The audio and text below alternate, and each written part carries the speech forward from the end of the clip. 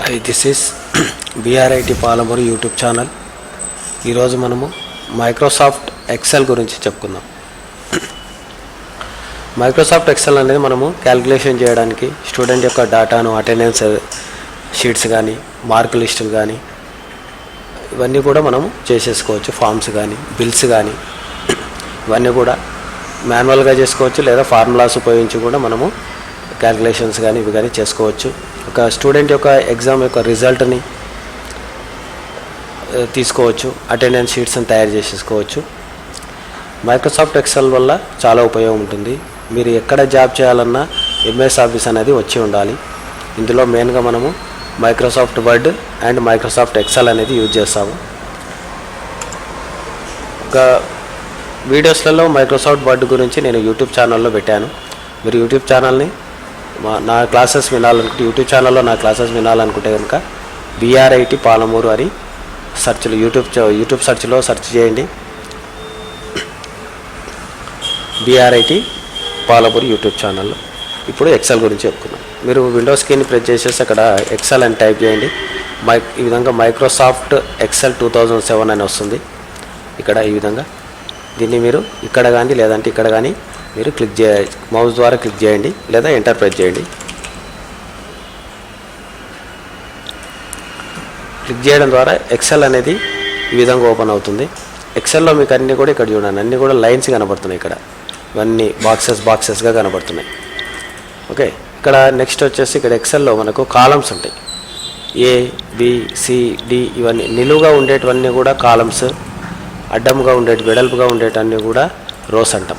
ఇక్కడ రోస్ వచ్చేసి మీకు 1 నుండి 10,48,576 రోస్ ఉంటాయి. Total rose 2007 వర్షన్లో. ఓకే, అదేవిధంగా మీకు కాలమ్స్ వచ్చేసి కాలమ్స్ ఏ విధంగా ఉంటాయంటే A to Z ఉన్న తర్వాత మళ్ళీ ఇక్కడ చూడండి A to Z అయిపోయిన తర్వాత AA, AB, AC అట్లా AA to AZ, తర్వాత BA to BZ, CA to CZ అట్లా మీకు టోటల్గా XFE వరకు ఉంటాయి.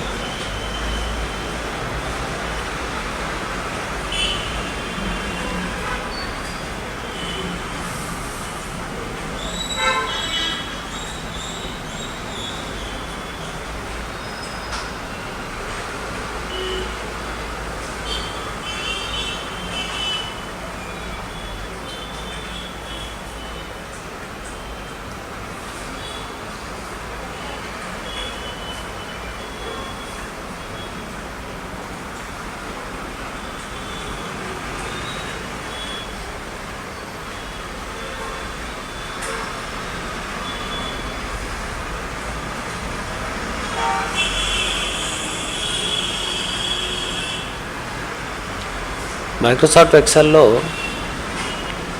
కాలమ్స్ అనేటివి చాలా ఎక్కువగా ఉంటాయి, తర్వాత రోస్ కూడా ఉంటాయి. కానీ ఎన్ని కాలమ్స్ ఎన్ని రోస్ అనేది మనము ఎక్కువగా యూజ్ చేయము. ఎక్సెల్లో మెయిన్గా మీరు టేబుల్స్ ఇవన్నీ కూడా క్రియేట్ చేసేసుకోవచ్చు, చాలా ఈజీగా ఉంటుంది. ఏ సబ్జెక్ట్ అయినా కూడా నేర్చుకోవాలంటే ఫస్ట్ ఇంట్రెస్ట్ ఉండాలి.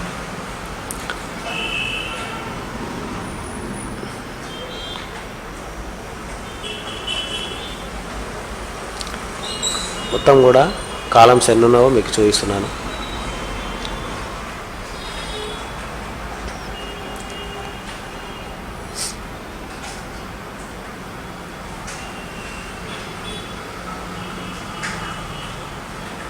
AA to AZ, మళ్ళీ BA to BZ అట్లా ZA to ZZ ఉన్న తర్వాత మళ్ళీ AAA 3 డిజిట్ స్టార్ట్ అవుతుంది. AAA మళ్ళీ AAAB, AASC, AAD అట్లా ఆ విధంగా 3 డిజిట్స్ ద్వారా కంటిన్యూగా మళ్ళీ Z వరకు ఉంటాయి. ఇప్పుడు మనం M సిరీస్లో ఉన్నాము, N వచ్చేసింది.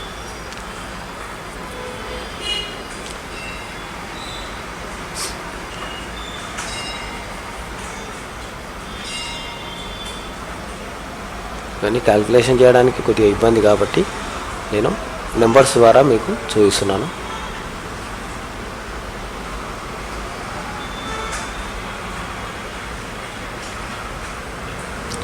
మనకు రోస్ అనేటివి కూడా అన్ని అంకెల్లో ఉన్నాయి కాబట్టి ఇవి నెంబర్ అనేది ఉంది కాబట్టి 10,48,576 రోస్ అని ఈజీగా చెప్పగలిగినాం. కానీ కాలమ్స్ అనేటివి ఆల్ఫాబెటికల్ ఆర్డర్లో ఉన్నాయి, అంటే A to Z ఆల్ఫాబెట్స్లో ఉన్నాయి కాబట్టి మనకు క్యాలిక్యులేషన్ చేయడం ఇబ్బంది. కాబట్టి ఈ విధంగా చూపిస్తున్నాను.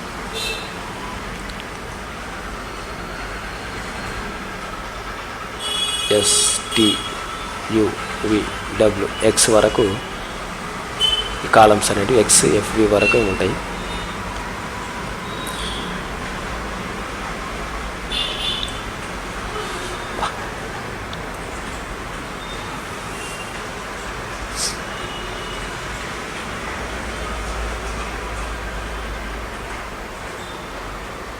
ఇవన్నీ మీరు క్యాల్కులేషన్ చేయడానికి ఇబ్బంది కాబట్టి ఒకసారి అన్నీ కూడా చూపిస్తున్నాను.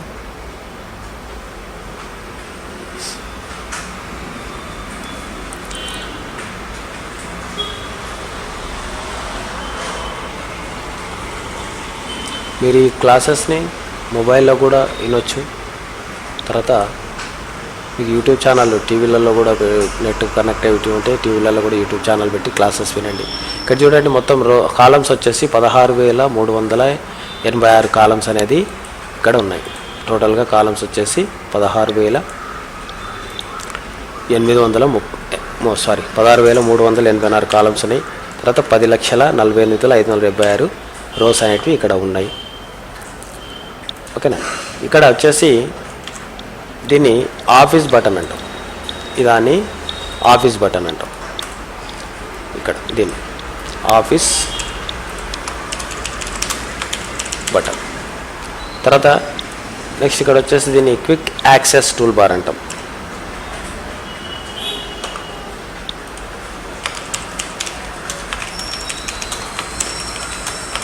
Quick access tool bar. Next తర్వాత ఇక్కడ ఇవన్నీ కూడా ట్యాబ్స్. హోమ్ కానీ, ఇన్సర్ట్ కానీ, పేజ్ లేఅవుట్ కానీ, ఫార్ములా కానీ, డాటా కానీ, రివ్యూ కానీ, వ్యూ కానీ, వీటన్నిటిని ఏమంటామంటే ట్యాబ్స్ అంటాం. ట్యాబ్స్. Okay, tab. తర్వాత నెక్స్ట్ వచ్చేసి ఇక్కడ మినిమైజ్, మ్యాక్సిమైజ్, క్లోజ్. ఇది టైటిల్ బార్ అంటాం. ఇక్కడ మనం ఇచ్చే పేరు అనేది బుక్ 1 అని ఇచ్చాను కాబట్టి book 1 - మైక్రోసాఫ్ట్ ఎక్సెల్ అనేది వచ్చేస్తుంది. ఈ ఆఫీస్ బటన్లో మనకు కావాల్సిన ఫైల్ మెనూ ఆప్షన్స్ ఉంటాయి అన్నట్లు. ఇక్కడ మెనూ అని ఎందుకు అంటున్నాము, తర్వాత ట్యాబ్ అని ఎందుకు అంటున్నాం అంటే మెనూ అన్నప్పుడు మనకి ఈ విధంగా క్లిక్ చేసినప్పుడు ఇంకా విధంగా ఒక షీట్ వచ్చేసి ఆప్షన్స్ వస్తాయి కాబట్టి దీన్ని మెనూ అన్నాం. ట్యాబ్ అన్నప్పుడు ట్యాబ్ ద్వారా ఇక్కడ మీకు ఇక్కడ ఆప్షన్స్ మారుతున్నాయి చూడండి. నేను ఏది క్లిక్ చేసేసి ఆ కింద ఆప్షన్స్ బాక్స్ ఆప్షన్స్ మారుతున్నాయి. దీన్ని ఏమంటే వీటినేమో ట్యాబ్స్ అంటాము. దీన్ని ఏమంటామంటే రిబ్బన్ అంటాం. ఈ మొత్తాన్ని ఇక్కడ మారుతుంది కదా, దీన్ని రిబ్బన్ అని అంటాం అన్నట్లు. Tabs, ribbons.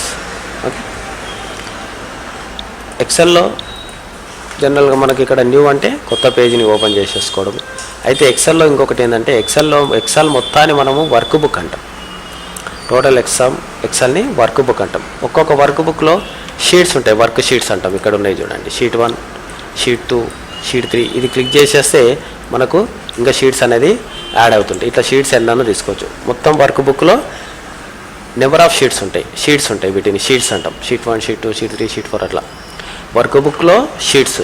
మళ్ళీ ఒక్కొక్క షీట్లో మనకు పేజెస్ ఉంటాయి అన్నట్లు. పేజెస్ అనేది మనం తీసుకునే కాలం యొక్క సైజుని బట్టి, రో యొక్క సైజుని బట్టి పేజెస్ అనేవి మారుతాయి. అయితే పేజ్ యొక్క సైజ్ అనేది అదే ఉంటుంది, కానీ ఇక్కడ కాలమ్స్, రోస్ అనేది ఎక్కువ తక్కువ అవుతాయి. అంటే మన కాలమ్స్ పెద్దగా తీసుకున్నాం అనుకోండి, అప్పుడు తక్కువ కాలమ్స్. ఇప్పుడు నేను ఒకటి ఉంది, ఏ కాలంని బి కాలంని పెంచుతున్నా. ఇప్పుడు జనరల్గా ఇప్పుడు నీకు 9 వరకు కాలమ్స్ వచ్చినాయి ఒక పేజీలో. నేను ఇప్పుడు ఇది ఈ విధంగా జరిపినాను అనుకోండి, ఇప్పుడు కాలమ్స్ అనేది తగ్గుతున్నాయి చూడండి. ఇప్పుడు 6 వరకే వచ్చినాయి. ఈ సైజుని బట్టి, కాలం యొక్క వెడతుని బట్టి మనకు ఎక్సెల్ యొక్క పేజీలో ఉన్న కాలమ్స్ అనేది మారుతుంది. అదేవిధంగా రోస్ కూడా. రోస్ ఇక్కడ జనరల్గా 47 రోస్ వచ్చినాయి. ఒకవేళ మనం రో సైజ్ కనుక పెంచితే రోస్ అనేవి తగ్గుతుంటాయి. కానీ పేజ్ యొక్క సైజ్ అనేది డిఫాల్ట్గా ఇంతే ఉంటుంది. మీ కాలమ్స్, రోస్ అనేది ఎక్కువ తక్కువ అవుతుంటాయి, కానీ పేజ్ మాత్రం ఈ విధంగా ఉంటుంది. ఓకే. ఇవన్నీ కూడా పేజెస్. మీకు ఈ లైన్స్ రావాలి, ఈ విధంగా లైన్స్ అనేది ఇక్కడ వచ్చినాయి కదా, ఈ విధంగా లైన్స్ అనేది కనబడాలంటే మీరు ఏదన్నా ఒక చిన్న డాటా, ఏదన్నా నెంబర్ కానీ ఏదన్నా ఇచ్చేసి మీరు ప్రివ్యూ అనాలి. ఇక్కడ ప్రివ్యూ అనేసి ప్రింట్ ప్రివ్యూ అని క్లిక్ చేసేసి క్లోజ్ చేసినప్పుడే మీకు ఈ లైన్స్ అనేది కనబడతాయి. అప్పటి వరకు మీకు లైన్స్ అనేది కనబడదు. మీరు కొత్త పేజ్ తీసుకున్నారనుకోండి, మీకు ఎలాంటి లైన్స్ అనేవి కనబడవు. చూడండి, ఇక్కడ కనబడుతున్నాయి, కనబడవు. మీకు ఎప్పుడైతే ప్రివ్యూ చూసిండ్రో అప్పుడు మాత్రమే ఈ లైన్స్ అనేది కనబడతాయి. ఓకేనా. నెక్స్ట్ ఫైల్ మెనూలో వచ్చేసి న్యూ అంటే కొత్త వర్క్ షీట్ని తీసుకోవడం, కొత్త వర్క్ బుక్ని తీసుకోవడం, అంటే కొత్త ఫైల్ని తీసుకోవడం. ఓపెన్ అనేసి ఆల్రెడీ సేవ్ చేసుకున్న ఫైల్స్ ఏమైనా ఉంటే ఆ ఫైల్స్ని మనము ఓపెన్ చేసుకోవడం. ఇప్పుడు బుక్ 1 ఉందనుకోండి, ఇది ఆల్రెడీ ఓపెన్ ఉంది బుక్ 1. సేవ్ అంటే ఇప్పుడు ఉన్న ఫైల్ని మనం ఏదైనా డేటా టైప్ చేసిన ఫైల్ని సేవ్ చేసేసుకోవడం.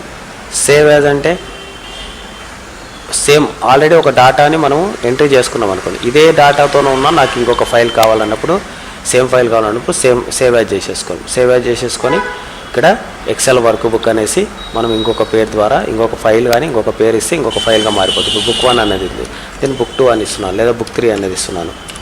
ఇచ్చేసి సేవ్. లేదంటే ఇదే ఫైల్ని BRIT పాలమూరు అని కొడుతున్నాను, పాలమూరు యూట్యూబ్ ఛానల్ కట్టేసి సేవ్ అని కొట్టినప్పుడు ఇక్కడ చూడండి, మీకు ఇక్కడ వచ్చిందా టైటిల్ బార్లో Palamuru BRIT Palamuru YouTube channel అనే ఫైల్ నేమ్. ఇంతకుముందు బుక్ 1 అని ఉంది. బుక్ 1లో ఏదైతే డేటా ఉందో పాలమూరు యూట్యూబ్ ఛానల్లో కూడా, BRIT పాలమూరు యూట్యూబ్ ఛానల్లో కూడా అదే డేటా ఉంటుంది. డేటా సేమ్ ఉంటుంది, ఇక్కడ ఫైల్ మాత్రం ఇట్లా ఎన్ని సేవ్ యాజ్లు అనేది ఎన్నిసార్లు అయినా చేసుకోవచ్చు, ఎన్ని ఫైల్గానైనా చేసుకోవచ్చు. సేవ్ మాత్రం ఒకటేసారి చేస్తాము. సేవ్ అనేది ఒక పేరు మీద ఒకసారి తీసుకుంటాము. మళ్ళీ మనకు ఇంకొక ఫైల్గా కావాలంటే సేవ్ యాజ్కి వెళ్ళాలి, సేవ్ అనేది రాదు. తర్వాత ప్రింట్లో వచ్చేసి ప్రింట్ ప్రివ్యూ, క్విక్ ప్రింట్ అనే ఆప్షన్స్ ఉంటాయి. ఇవన్నీ మనం బేసిక్ క్లాస్లో చెప్పుకున్నాం కాబట్టి ఇక్కడ చెప్పట్లేదు. మీరు కావాలంటే బేసిక్ క్లాస్లో యూట్యూబ్ నోట్ ప్యాడ్ కానీ MS పెయింట్ కానీ వర్డ్ ప్యాడ్లో కానీ క్లాసెస్ వినండి. MS వర్డ్లో కూడా నేను చెప్పాను. నెక్స్ట్ వచ్చేసి ఇక్కడ హోమ్ ట్యాబ్లో వచ్చేసి మనకు సేమ్ వర్డ్ ఆప్షన్సే, ఇక్కడ సగం వరకు వర్డ్ ఆప్షన్సే ఉంటాయి. ఇందులో మెయిన్గా క్లిప్బోర్డ్ ఉంటుంది. క్లిప్బోర్డ్లో వచ్చేసి మనకు format, cut, copy, paste, format, painter అంటాం. ఇవి సేమ్ యాజ్ ఇట్ ఈజ్ వర్డ్లో ఉన్నవి ఉంటాయి. తర్వాత ఇక్కడ వచ్చేసి మీకు ఫాంట్ ఉంటుంది. ఫాంట్లో ఫాంట్ సైజు, తర్వాత styles, tables, borders, highlighter, font యొక్క కలరు. దీన్ని గ్రో ఫాంట్, స్ట్రింగ్ ఫాంట్ అంటాం. గ్రో ఫాంట్ అంటే ఫాంట్ యొక్క సైజుని పెంచుకోవడము, స్ట్రింగ్ ఫాంట్ అంటే ఫాంట్ యొక్క సైజుని తగ్గించుకోవడం. మీరు సైజుని అనేది ఇక్కడ నుండి కూడా తీసుకోవచ్చు, లేదా ఇక్కడ నుండి కూడా మార్చుకోవచ్చు. ఓకే. తర్వాత వచ్చేసి అలైన్మెంట్. ఈ అలైన్మెంట్ అనేది ఇక్కడ మనకు మామూలుగా వచ్చేసి మనకు ఏంటంటే